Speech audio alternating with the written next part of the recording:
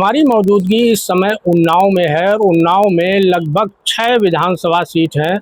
हम आपको बताते चलें कि लगातार जो 2027 चुनाव जैसे जैसे आगे की तरफ बढ़ने की तैयारी में है और कहीं ना कहीं घोषणा होने वाली है, उसको लेकर के उत्तर प्रदेश की जितनी भी विधानसभा सीटें हैं और जितने भी ज़िले हैं उसको हम लगातार कवर कर रहे हैं कि जो मौजूदा सरकार है उसका कार्यकाल ठीक है या फिर लोग परिवर्तन चाहते हैं। उसको लेकर हम बातचीत करेंगे। आज हमारे साथ राजेंद्र बारी ठेकेदार उन्नाव मौजूद हैं, जिनसे मैं बात करूं, क्योंकि एक सामाजिक संगठन भी चलाते आ रहे हैं और काफ़ी बड़ा काफ़ी वर्षों से उनको एक अनुभव भी रहा है कि समाज के जो संगठन होते हैं उनको ये पता होता है कि उनके जो समाज के लोग हैं वो किस दिशा में जा रहे हैं और कहाँ पर वो वोट करेंगे, किन मुद्दों को लेकर करेंगे।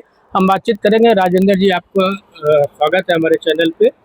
क्या कहना चाहेंगे 2027 चुनाव को? सबसे पहले तो नमस्कार।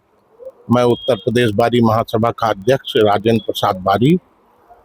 जो आपने इस 27 के इस मरते जनता का रुझान दूसरा है, वो सत्ता पक्ष के साथ नहीं जाना चाहती है। उसके अनेक कारण हैं। गांव में लोगों को यूरिया नहीं मिल रही है, लोगों के धान सब पड़े हुए हैं, फसलें सब खराब हो रही हैं। एक एक दो दो दिन रात में लाइन लगानी पड़ती महिलाओं को, और यूरिया नहीं मिलती है। और उसके बाद जो फार्मर रजिस्ट्री का सबसे बड़ा वो है, तो गांव के किसान हमारे यहाँ के सब पढ़े लिखे और सब उससे एडवांस नहीं है कि वो अपने मोबाइल से इनकी ओटीपी और सब कुछ कर पाए। वो गरीब किसान जिनके पास 4 बिस्वा 6 बिस्वा 10 बिस्वा है, वो धान लगाए हुए उनके धान सूख रहे हैं, क्योंकि फार्मर रजिस्ट्री न होने की वजह से किसी को भी यूरिया नहीं मिल रही है। और अगर मिल रही है तो वो दुगने तिगने दामों पर यूरिया मिल रही है। नंबर 1 बात। नंबर 2 बात यह है कि महंगाई इस कदर बढ़ी हुई है कि अभी मुश्किल से 1 महीना के अंदर 25 रुपए किलो शक्कर के दाम बढ़ चुके हैं। जो आम जनमानस का शक्कर इस्तेमाल होती, चाहे वो 100 ग्राम करे चाहे 1 किलो करे, इसलिए। और दूसरे जो सरकारें हैं वर्तमान में प्रदेश और देश की, ये विकास की कोई बात नहीं करेंगी, ये धर्म संप्रदाय की बात करती हैं। और मैं आपको उन्नाव जिले में तो कम से कम आसानित करता हूं, भाजपा की 6 की 6 सीटें थी, मगर इस चुनाव में वो बहुमत उन्नाव जिले में हासिल नहीं कर पाएंगे। एक सवाल उठता है, लगातार मुख्यमंत्री योगी आदित्यनाथ हों चाहे प्रधानमंत्री मोदी हों, लगातार कह रहे हैं कि हम व्यापार को भी बढ़ावा दे रहे हैं, हम रोजगार को भी बढ़ावा दे रहे हैं, हम विकास की एक गंगा बहा रहे हैं, खास करके पुलों का निर्माण कर रहे हैं और सड़कें चौड़ीकरण हो रहा है। उसको लेकर के लगातार वो अपनी बात कहते रहे। जैसा भी आपने मुद्दा उठाया कि किसानों को खाद और बीज उपलब्ध नहीं होता है, तो कहीं ना कहीं कृषि मंत्री लगातार प्रेस कॉन्फ्रेंस करते हैं और वो ये बात कहते हैं कि अगर देखा जाए तो हर जगह कहीं पे ऐसी कोई समस्या नहीं आ रही है। और बात की जाए तो जो भी है कि पीडीए सरकार जो चल रही है, पीडीए का नारा लेकर जो समाजवादी पार्टी आई है, वो कहीं ना कहीं लोगों को गुमराह करने का कार्य कर रही है। उसको लेकर क्या कहें? अब सत्ता पक्ष तो यही कहेगा कि वो गुमराह हो रहे हैं, मगर मैं सामाजिक संगठन और मेरे गांव में खेत भी हैं, मैं जाता हूं तो मैं वहां की असली स्थिति मैं देख पाता हूं, या असली स्थिति कोई देख पाते हैं। और कहते टैक्सों की बात, 14 के पहले मेरा प्रतिष्ठान है उन्नाव में, श्री राधा रानी साड़ी के नाम से। वर्ष 14 के पहले कपड़े पर कोई भी टैक्स नहीं था। वर्तमान समय में रूटीन के कपड़े पर 5%, और जो महंगे कपड़े हैं उन पे 18% टैक्स है, लहंगों वगैरह पर। आप बताइए, जिस पे तो यह सारा का सारा जाएगा तो उपभोक्ता के ऊपर ही। हमारी दुकान के सामने जो है वो रेहड़ी वाले सब रहते हैं, उनसे पूछो, कहते हैं कि बाबू 2 दिन से बोहनी नहीं हुई। यथार्थ पे आके कृषि मंत्री भी देखें आकर के कि क्या हाल है किसानों का। और रही बात पीडीए की, देखिए परिवर्तन समाज का नियम है। परिवर्तन हो करके यह भी सत्ता आई थी और परिवर्तन होके यह भी सत्ता जाएगी।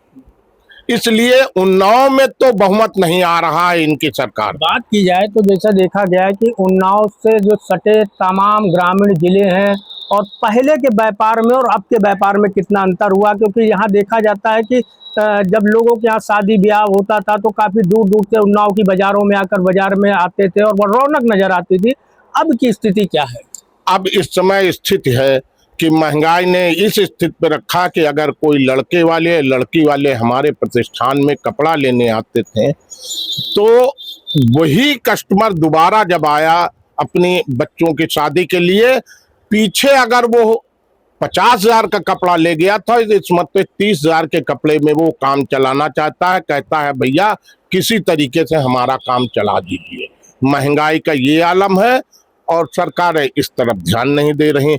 रही बात आपने पुल पुलियों और सड़कों की करी है, सन 14 पे भारत सरकार पर कितना कर्जा था और वर्तमान समय में कितना कर्जा है, ये आप दोनों चीजें जब देख लेंगे, क्योंकि सही आंकड़ा मेरे पास नहीं है, लमसम में है शायद 26,000 करोड़ का शायद था, और इस समय 2 लाख कुछ हजार करोड़ का कर्जा है।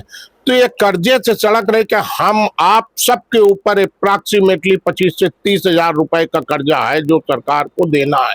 उन्नाव में कितना विकास हुआ उसको लेकर के? उन्नाव में विकास के लिए कानपुर लखनऊ मार्ग आप देख सकते हैं, जो एक्सप्रेसवे बना हुआ है उसकी हालत किसी से छिपी नहीं है।